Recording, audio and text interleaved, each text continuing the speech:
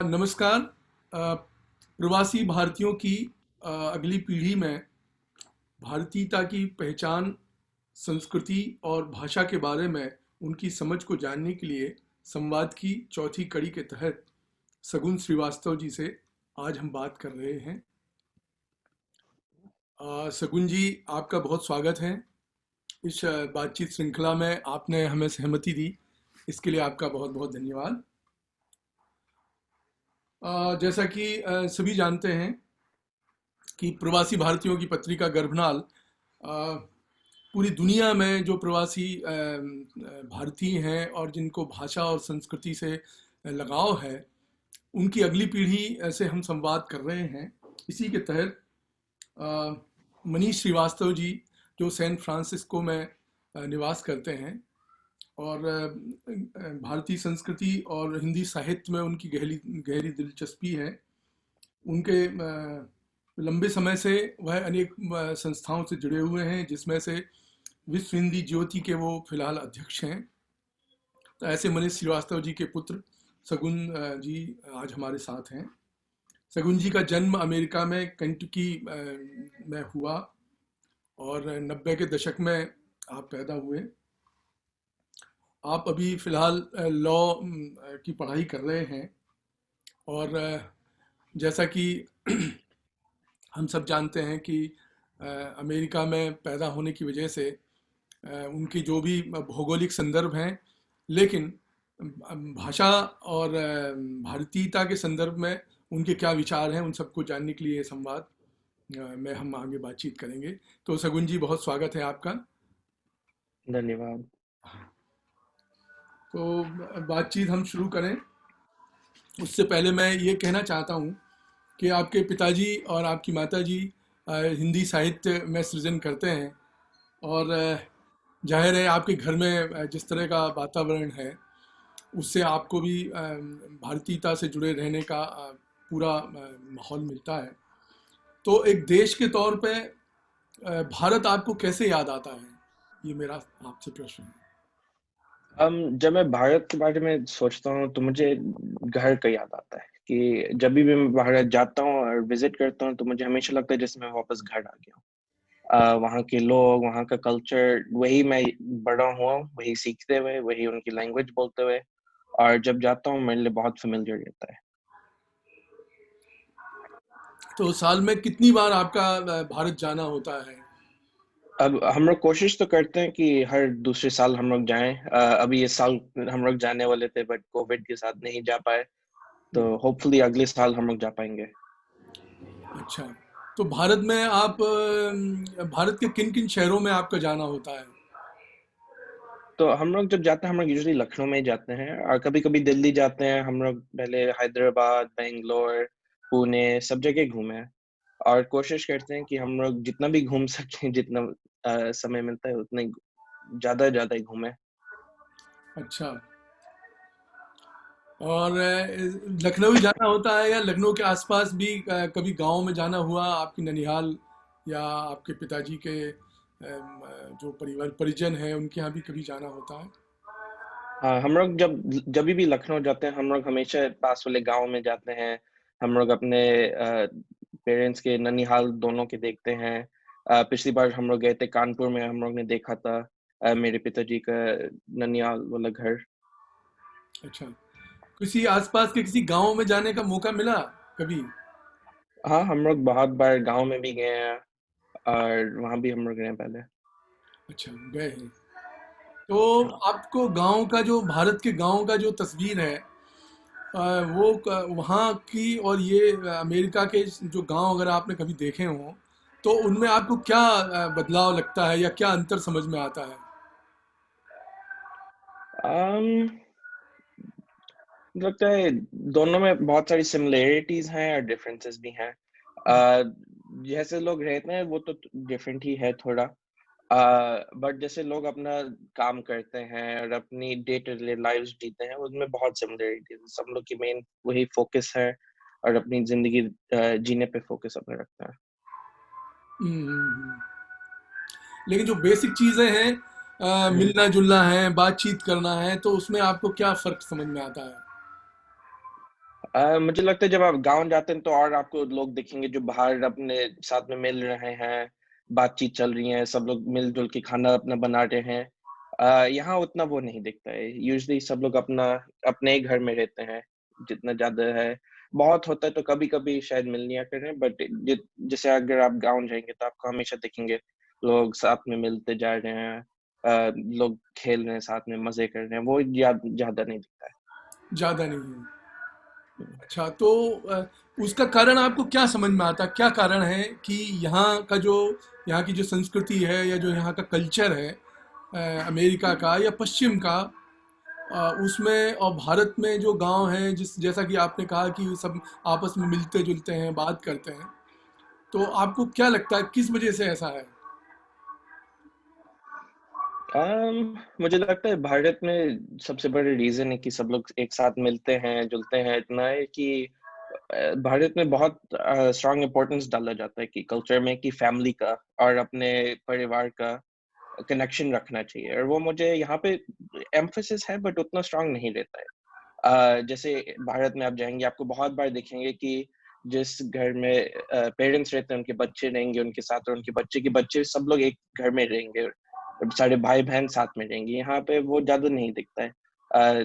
Most of the time जब बच्चे अपने 20 साल के हो जाते हैं, तो वो घर से निकल जाते हैं और अपने यहाँ खुद ही रहने लगते हैं। और मिलेंगे अपने परिवार से, बट जब जैसे अभी आजकल क्रिसमस चल रहा है, तो लोग एक-दूसरे से मिल रहे थे। बट उतना वो कनेक्टिविटी नहीं रहती है। तो ये जो चीज़ है कि सब लोग मिलजुल के एक साथ रहते हैं, तो इससे में कोई अच्छी बात आपको समझ में आती है? इससे कुछ फ़ायदा होता है? मुझे तो लगता है इसके बहुत फ़ायदे हैं। इससे सब लोग मिली-जुली रहते हैं। आपको सीखने को मिलता है अपने बड़ों से। आपको सब लोग के शेयर्ड एक्सपीरियंसेस मिलते हैं। इन साथ में रहते हैं तो आपको सब लोग को अच्छे से जानने को मिलते हैं। अभी आपको अपने भाई-बहनों और उनके बच्चों के साथ टाइम स्पेंड करने को मिलता है। आपको बहुत सारा टाइम अपने ग्रैंड-पेरेंट्स के साथ भी उनसे सीखने को मिलता है। हुँ, हुँ। तो ये एक बड़ी चीज़ है कि जो संयुक्त परिवार थे हमारे हिंदुस्तान में, गाँव में, जो जिसकी बात आप कर रहे हैं। लेकिन यहाँ अमेरिका में ऐसी कोई संभावना आपको नहीं दिखा? कोई कोई परिवार वहाँ अब भी ऐसे रहते हैं जिसमें 2 या 3 पीढ़ियाँ एक साथ रहती हों? कभी-कभी रहते हैं बट इतना कॉमन नहीं है। इंडिया में अगर आप देखेंगे तो आपको बहुत दिखेंगे ऐसे परिवार, जहाँ सब लोग साथ-साथ रहते हैं। यहाँ पे आपको दिखेंगे, ऐसा नहीं कि कोई नहीं रहता है ऐसे, बट अगर हम लोग इंडिया से देखेंगे, यहाँ पे बहुत कम लोग रहते हैं ऐसे। तो आपको ऐसा लगता है कि ये मतलब परिवार में जो संयुक्त परिवार है, उसके ज़्यादा फ़ायदे हैं, मतलब लेकिन उसमें आपकी जो निजी सोच है, जो आपका जो व्यक्तिगत स्वतंत्रता जिसको हम बोलते हैं, इंडिविजुअल जो वो है, तो वो बाधित ज़रूर होती है भारत में, भारत के संयुक्त परिवारों में, है ना? तो ये तो बात है। अच्छा, दूसरी एक चीज़ ये भी है कि भाषा और संस्कृति का जो रिलेशन है, जो उसका संबंध है, तो अगर आपको भारतीय संस्कृति को समझना है, तो आपको क्या लगता है उसमें भाषा का कितना बड़ा योगदान है? मुझे लगता है कि भाषा समझने में इम्पोर्टेंट तो है बहुत। हम्म, बट अगर आप संस्कृति आपको सीखनी है और आपको भाषा नहीं आती है, तो फिर भी आप अच्छा खासा तो समझ सकते हैं। यहाँ पे बहुत बार हम लोग जैसे मंदिर जाएँगे और होली और इवेंट्स होते हैं, तो हम लोग अपने दोस्तों को लाते हैं, हम लोग उनको कोशिश करते हैं समझाने को कि हम लोग के लिए क्या सिग्निफिकेंस है होली की या दिवाली की, और वो लोग भी कोशिश करते हैं समझने की। थोड़ा तो होता ही है कि अगर उनको हिंदी नहीं आती है तो पूरा नहीं समझ पाएँगे, बट मुझे लगता है कि हमारा कल्चर उनको ठीक-ठाक तो समझ में आ जाता है। नहीं, पर मेरा एक सवाल है आपसे एकदम सीधा, हुँ। इसकी ज़रूरत क्या है? आपकी कोई ज़रूरत है? आपको लगता है कि इसकी ज़रूरत है आपको, भाषा को, संस्कृति को जानने समझने की? आपके जीवन में इसका क्या आपको असर दिखाई देता है या क्या आवश्यकता आपको लगती है? अगर मुझे तो लगता है कि मेरे लिए तो बहुत इम्पोर्टेंट है। अगर मुझे अपने परिवार से, अपने ग्रैंड-पेरेंट्स से कभी बात करनी होती है, तो मैं तो उनसे हमेशा हिंदी में ही बात करता हूँ। हुँ, एंड आजकल भी मैंने अपने कॉलेज में और स्कूल में, दोनों में मैंने क्लासेस भी लिए हैं यहाँ पे हिंदी में। हुँ। यहाँ रिक्वायर करते हैं कि आप हिंदी कोई लैंग्वेज सीखिए, एंड हिंदी को ऑफ़र करते हैं हमारे स्कूल्स में। मेरे दोस्त भी बहुत है, हम लोग जब मिलते हैं, मेरे सारे देसी दोस्त, हम लोग बहुत बार हिंदी गाने सुनेंगे, हिंदी मूवी देखेंगे, हिंदी अपने साथ में हम लोग भी बात करेंगे। अच्छा। अच्छा, कई आपके ऐसे मित्र हैं जो दूसरे देशों के हैं, जैसे जापान का कोई हो, या चाइना का है, वियतनाम का है, या कोरिया का है, तो वो लोग भी क्या अपनी भाषा अपनी संस्कृति से जुड़े रहते हैं? हाँ, मेरे पास बहुत दोस्त हैं, जो कोरिया से हैं, जापान से हैं, मेरे एक दोस्त ये क्या बोलते हैं, रशिया का है, एंड वो सब लोग भी अपनी भाषा जानते हैं, अपने कल्चर को वो रखते हैं अपने साथ। हम लोग को भी अपने बारे में बताएंगे अगर हम लोग को कोई सवाल होते हैं। हम लोग ने मैंने भी देखा है वो अपने परिवार के साथ अपना वो बोलते हैं अपनी भाषा।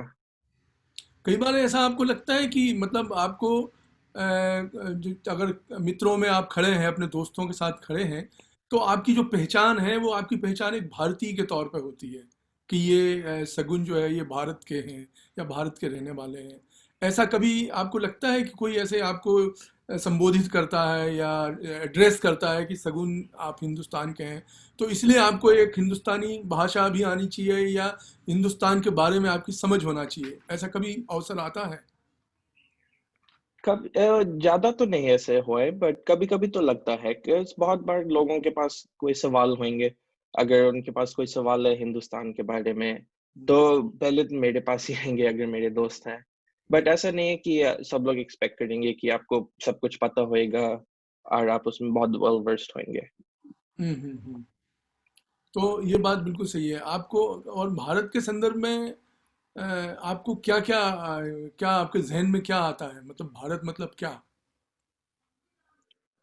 अगर मैं भारत सोचता हूँ, मैं वही इंडिया के बारे में सोच रहा हूँ। बहुत बार क्या होता है कि um, एक second, can you repeat the question? हाँ, मतलब मेरा ये कहना है कि भारत से सिर्फ आपको यही याद आता है कि भारत में मेरे माता पिता, मेरे दादा दादी हैं, नाना नानी हैं, और लखनऊ है या कानपुर है या उत्तर प्रदेश है। तो इसके अलावा और आपको क्या जहन में आता, भारत से और क्या क्या याद आता है, इंडिया से क्या क्या याद आता है? इंडिया का खाना है, इंडिया की हम लोग मूवीज सारी देखते हैं, गाने सारे सुनते हैं, मेरे सारे दोस्त देसी भी नहीं है, फिर भी भारत के गाने बहुत सारे सुनते हैं। हम्म। खाना सब लोग को यहाँ बहुत पसंद आता है। हम लोग फिल्में देखते हैं भारत का। हमारे स्कूल्स में भी हम लोग को बहुत अच्छा खासा सिखाया जाता है।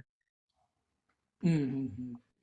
तो भारत के और कौन कौन से शहरों के बारे में आपको नाम याद है, या आपको क्या उनके बारे में जानकारी है? कुछ एक दो एक नाम बता अ, सकते हैं? या आप कहाँ कहाँ? सबसे बड़े शहर अगर मैं सोचता हूँ तो पहले तो मुंबई आता है। हम्म। मुंबई, हैदराबाद है। सबसे पहली चीज जब भी मैं शहर के बारे में सोचता हूँ तो उनके खाने की याद आती है। हैदराबादी बिरयानी होती है, हम्म। या लखनऊ में हमारी चाट होती है। तो हम्म। जब भी शहर का नाम आता है सबसे पहले तो याद आता है वहाँ की खाने की। हम्म। उसके बाद उसके लोग जो हैं, वहाँ के इंडस्ट्रीज बहुत सारी होती हैं। अगर हम लोग बैंगलोर देखें तो वहाँ टेक इंडस्ट्री बहुत स्ट्रांग होती है। मुंबई में मूवी इंडस्ट्री बहुत स्ट्रांग होती है। हम्म। अच्छा, और जैसे जब आप मंदिर जाते हैं, यहाँ हम्म। आपको जाने का मौका मिलता है, आप जाते हैं, तो जब मंदिर जाते हैं तो मंदिर का जो माहौल है, उस माहौल को आप कभी भारत और इंडिया के संदर्भ में उसको कैसे कोरिलेट करते हैं, कैसे जोड़ते हैं आपस में? मेरे लिए तो पहले जब मैं मंदिर जाता हूँ, मेरे लिए तो लगता है जैसे almost India full full immersion होता है मेरे लिए। हम लैंग्वेज और खाना सब कुछ वही बोल रहे हैं, वही चाल चल रही है। हम्म। सब लोग एक दूसरे को बारे में जानते हैं। जैसे फेमिलियरिटी लगती है सब लोग के साथ कि आपके पास एक शेयर्ड कनेक्शन है, कि आप लोग सब लोग भारत के हैं, आपको सेम भाषा आती है, आपका कल्चर शेयर्ड है। बिल्कुल। नहीं, बहुत अच्छी बात है। एक और मेरे मन में सवाल अभी आ रहा है कि आपके माताजी और पिताजी खासतौर से हिंदी के लिए इतना काम करते हैं, और वो हिंदी साहित्य में भी दखल रखते हैं। वो कविताएं लिखते हैं, दोहे लिखते हैं। तो और बहुत सारे ऐसे सामाजिक संगठन हैं भारत के, भारतीय संस्कृति को बढ़ावा देने वाले, उनसे भी वो जुड़े हुए हैं सक्रिय तौर पे। तो आपको कैसा लगता है, किस नज़र से देखते हैं आप उनके काम को? मुझे तो लगता है जो मेरे माता पिता काम करने बहुत इम्पोर्टेंट है। मैं जानता हूँ कि बहुत लोग मेरे दोस्त हैं, उनके पेरेंट्स उनको कभी हिंदी नहीं सिखाए, इंडिया के कल्चर के बारे में कभी नहीं सिखाते हैं। और अब क्या होता है कि जब बचपन में उनका टाइम होता है सीखने का, उनको सीखने का नहीं मिला है। और अब मेरी एज पे जाके वो कोशिश कर रहे हैं जितना भी वो सीख सकते हैं। मेरे गुजराती दोस्त है, वो अब कोशिश कर रहे हैं गुजराती सीखने की, बट उसके लिए बहुत मुश्किल है, 'cause जब वो बच्चा था उसको नहीं सीखने को मौका मिला, और अब सीख रहा है, उसके लिए टाइम निकालना पड़ता है, उसको समझने की कोशिश और करता है। एंड मुझे लगता है कि जो मेरे माता-पिता काम कर रहे हैं, बहुत इम्पोर्टेंट है कि हम लोग को भारत की इमेज प्रिज़र्व करनी चाहिए, हम लोग को उसका कल्चर अपने बच्चों को सिखाना चाहिए, एक्सटेंड करना चाहिए। नहीं, तो ये जो भाषा की जो बात आपने की, तो इसका जो असली फ़ायदा एक तो ये है कि आप अपने जो आपके रिश्तेदार हैं, आपके माता-पिता के जो रिश्तेदार हैं, जो भारत में रहते हैं, एक तो आप उनसे संवाद कर सकते हैं, बातचीत कर सकते हैं, एक तो ये फ़ायदा है। इसके अलावा आपको और कौन-सा फ़ायदा दिखाई देता है? मुझे लगता है इसमें मुझे कनेक्टिविटी लगती है अपनी कल्चर के साथ, कि हुँ, अगर मुझे कुछ कभी समझना हो, या अगर मुझे कभी जैसे भगवत गीता समझना हो, बहुत सारे ऐसे स्क्रिप्चर्स हैं, किताबें हैं, जो अगर मैं अगर ट्रांसलेट उसका ट्रांसलेशन पढ़ूँगा तो मुझे वो ठीक से समझ में नहीं आएगा। या अगर मैं हिंदी में पढ़ूँगा तो मुझे ठीक से समझ में आएगा उस क्या क्या बोल रहे थे उसमें। हुँ, हुँ। अभी आप देवनागरी पढ़ सकते हैं? मैं पढ़ पाता हूँ, थोड़ा समय लगता है, बट मैं पढ़ लेता हूँ। पढ़ लेते हैं। मैंने यहाँ पे अपने कॉलेज और हाई स्कूल में दोनों में क्लास लिए थे हिंदी के पढ़ने और लिखने के, अगर देवनागरी कभी में। आपको जब वक़्त मिलेगा, तो अगर आप कोशिश करेंगे, तो आप उसको हुँ, कोशिश करने के बाद आप पढ़ लेंगे, मतलब आपको पूरा यकीन हाँ, हाँ। अच्छा। अच्छा, कभी ऐसा मौका अगर आपको लिखने का मिला, तो आप अंग्रेजी के अलावा और कौन-सी भाषा में लिख सकते हैं आप? या आपकी कितनी भाषाओं की जानकारी है? इंग्लिश है, और हिंदी में मैं लिख पाता हूँ देवनागरी में। उसके अलावा थोड़ी-थोड़ी ये पंजाबी थोड़ी-सी आती है, अच्छा। स्पेनिश थोड़ी-सी आती है, बट उनके अलावा मोस्टली मुझे इंग्लिश और हिंदी ही आती है। संस्कृत भी मैंने सीखी है बहुत सालों के लिए। अरे वाह! हाँ, संस्कृत सीखी है? हाँ, थोड़े साल हो गए, बट संस्कृत सीखी थी मैंने। कोई एकाध श्लोक आप सुना सकते हैं संस्कृत का? अभी तो याद नहीं है। अच्छा, दूसरा है, अभी आपने जिक्र किया कि आपके बहुत सारे दोस्त यार हैं जो जी, देसी हैं। आप देसी का मतलब भारतीय है वो, है ना? हाँ, भारत के अलग अलग प्रांतों से हो सकते हैं, है ना? जैसे आप उत्तर प्रदेश के हैं, कोई गुजरात का है, कोई महाराष्ट्र का है, कोई पंजाब का है। तो कभी जब आप अपने दोस्तों के साथ खड़े हैं, बात कर रहे हैं, तो कभी भारत के बारे में बात होती है या भारतीय संस्कृति के बारे में बात होती है आपस में? कभी-कभी होती है हमारी बात भारत के बारे में, हम लोग बात करते हैं, हम लोग जहाँ से हैं, वहाँ हम लोग को कैसा रहता है। मेरा एक बहुत अच्छा दोस्त है महाराष्ट्र से, मेरा बहुत एक अच्छा दोस्त है तमिलनाडु से, और हम लोग एक साथ बात करते हैं, हम लोग को पता चलता है कि उत्तर प्रदेश में कैसे है, और अगर मैं तमिलनाडु जाता तो मेरे लिए कैसे रहता। हम्म, थोड़े कल्चर डिफरेंसेस तो होते ही हैं हम्म, बीच-बीच में, तो वो उसमें मुझे सीखने को मिलता है बहुत। हम्म। तो कभी ऐसा नहीं लगता, जैसे मान लीजिए कोई आपका तमिल दोस्त है, तो वो तमिल में बात करेगा, या आपको तो तमिल आती नहीं है और उसको हिंदी भी नहीं आती होगी, क्योंकि वो अपने घर में तो जाहिर है तमिल में बात करता होगा जैसे आप हिंदी में बात हुँ। करते हैं। तो फिर आपका जो संवाद है वो तो अंग्रेजी में ही होता होगा, या कैसे करते हैं आप संवाद? बहुत बार तो अंग्रेज़ी में ही होएगा। मेरे थोड़े दोस्त हैं, जैसे मेरा गुजराती दोस्त है, वो हिंदी भी सीख रहा है आजकल, तो उसको हिंदी थोड़ी आती है, तो हम्म, मैं उसको मदद करता हूँ हिंदी सीखने में, उसको सिखाता हूँ हम्म, थोड़ी। But most of the time अगर हम लोग बात कर रहे हैं तो अंग्रेज़ी में ही होती है। बट मेरे पास बहुत सारे दोस्त हैं जो यूपी के भी हैं, या उनको हिंदी आती है, हम्म। हिंदी या उर्दू आती है, तो हम लोग साथ में बात करते हैं। नहीं, जैसे अभी आपने कहा कि आपका गुजराती दोस्त हिंदी सीख रहा है, तो वो हाँ। कहाँ सीख रहा है हिंदी? वो ऑनलाइन सीख रहा है आजकल अपने पेरेंट्स से, और बोलता है कि वो उनको सिखाए। मैं उससे बात करता हूँ आजकल हिंदी में, तो उसकी प्रैक्टिस रहा करे हिंदी बोलने में। और ऑनलाइन वो भी कभी-कभी देखता है हिंदी का सीखने के। हम्म, एंड बहुत सारे दोस्त हैं मेरे पास यहाँ पे। एक मेरा अफ़गानी दोस्त है, उसने तो हिंदी सीखी क्योंकि उसको बॉलीवुड मूवीज बहुत अच्छे लगते हैं अच्छा। देखने में, तो वो इस बॉलीवुड मूवीज देख देख के उसने हिंदी थोड़ी सीखी, और आजकल वो उसने क्लास भी लिए थे कॉलेज में सीखने के लिए और हिंदी। हम्म। नहीं, इसके अलावा एक चीज़ ये भी है कि जैसे जो दूसरी दुनिया की दूसरी भाषाएं हैं, जैसे अमेरिका में कोई अगर जापानी सीखना चाहता है या जर्मन सीखना चाहता है, तो उनका क्या कोई इंस्टीट्यूशन सिखाते हैं, यूनिवर्सिटी में ऐसी व्यवस्था है, या कोई ऐसा फ्रेंचाइजी है या कोई ऐसे स्वयंसेवी संगठन है जो भाषाएं सिखाते हैं? उसकी तुलना में हमारी भारतीय भाषाओं को सीखने का कोई ढांचा है क्या? हाँ, बहुत है। मेरी माँ तो यहाँ पे एक बहुत बड़ी यूनिवर्सिटी है डेविस करके, वहाँ पे वो हिंदी सिखाती थी। बहुत सारी यहाँ पे यूनिवर्सिटीज आजकल हिंदी सिखाती हैं। मैं जहाँ पे स्कूल गया था, मैं हाई स्कूल और मेरा कॉलेज पे दोनों में हिंदी सिखाते हैं, अपना पूरे हिंदी का कोर्स ऑफर करते हैं। उसके अलावा बहुत सारी फ्रेंचाइजेस हैं, एक डुओलिंगो करके है, वेबसाइट्स बहुत सारी हैं जहाँ पे वो हिंदी सिखाते हैं। अच्छा। तो मतलब अगर कोई चाहे सीखना तो वो ज़रूर सीख सकता है, लेकिन एक उम्र के बाद, जैसे जिसके घर में उनके माता पिता ने मान लीजिए हिंदी नहीं बोली आपस में, या बच्चों ने बचपन में नहीं सीखी, तो उनके लिए कितनी कठिन लगती है आपको? कितना मुश्किल है उनके लिए सीखना? मुझे लगता है कि कोई कोशिश करेगा तो उनके लिए तो बहुत सारे ऑप्शंस हैं सीखने के लिए। अगर वो यूनिवर्सिटी में सीखना चाहते हैं, वो बिगिनिंग से बिल्कुल इंटरमीडिएट लेवल्स में सिखाते हैं।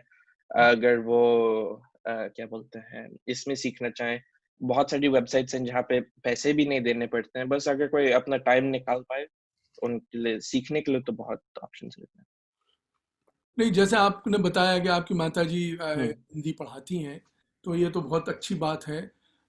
लेकिन आपके पिताजी इतना कविताएं लिखते हैं, तो कभी आपने उनकी कविताओं को पढ़ा है? कभी हाँ, आप? मैंने उनकी कविता भी पढ़ी है। अच्छा। तो कोई एकाध आपको याद है, या वो एकाध का उल्लेख कर सकते हैं? हाँ, याद तो नहीं है, बट मैं उनके ब्लॉग खोल के पढ़ सकता हूँ। अच्छा, आप पढ़ते हैं। तो वो जो जो कविता है, खास तौर से जो हिंदी की कविता है, तो आप उसको मतलब कैसे समझते हैं? आप आपको उसका जो भाव है, उसका जो अर्थ है, वो आपको समझ आता है?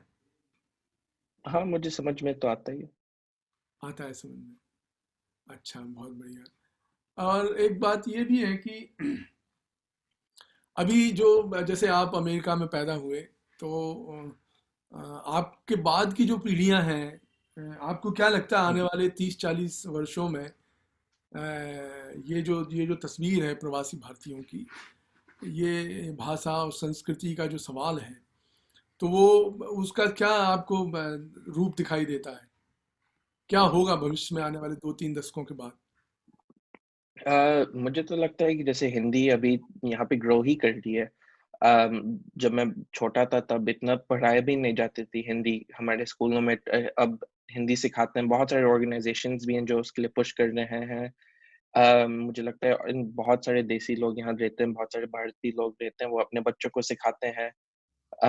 यहाँ के लोग भी बहुत इंटरेस्टेड होते हैं सीखने में, और मेरे सारे भारतीय लोग दोस्त भी हैं, वो भी सीखने की कोशिश करते हैं या जानते हैं, और वो अपने बच्चों को भी सिखाने की प्लान करते हैं। हम्म। नहीं, जैसे एक बड़ा सवाल ये भी है कि कोई भी भाषा जो है वो उस रोजगार से उसका बड़ा गहरा नाता है, कि जैसे भारत में भी हिंदी लोग सीख रहे हैं, या वो तो स्वाभाविक तौर पे बोलते हैं, उनके लिए ये सवाल नहीं है, लेकिन रोजगार के लिए अंग्रेजी सीखना बहुत आवश्यक है। तो रोजगार हम्म। मिल गया तो अब आपके सामने तो वो सवाल नहीं है। आपके लिए तो रोजगार, आप जो भी भाषा है अंग्रेजी है उसके जरिए आपको मिल जाएगा। लेकिन फिर भी आपने कहा कि हिंदी इसलिए सीखना है कि भारतीय संस्कृति से जुड़ाव और अपना जो हमारी रूट्स हैं, जो हमारा परिजन परिवार है, उससे जुड़ने के लिए। तो इस बात को आप आगे भी रखना चाहते हैं जारी, ऐसा आपको हाँ। कहना है?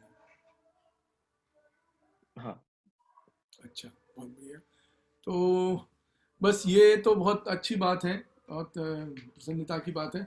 कोई अगर आपने हिंदी जो पढ़ी स्कूल लेवल पे, किसी किताब या किसी कोई रेफरेंस अगर आपका उल्लेख करना चाहें? अभी तो कोई याद नहीं आएगा, बट बहुत सारी हमारी टेक्स्ट बुक्स थी जो हम लोग ने जिससे हम लोग ने पढ़ा था।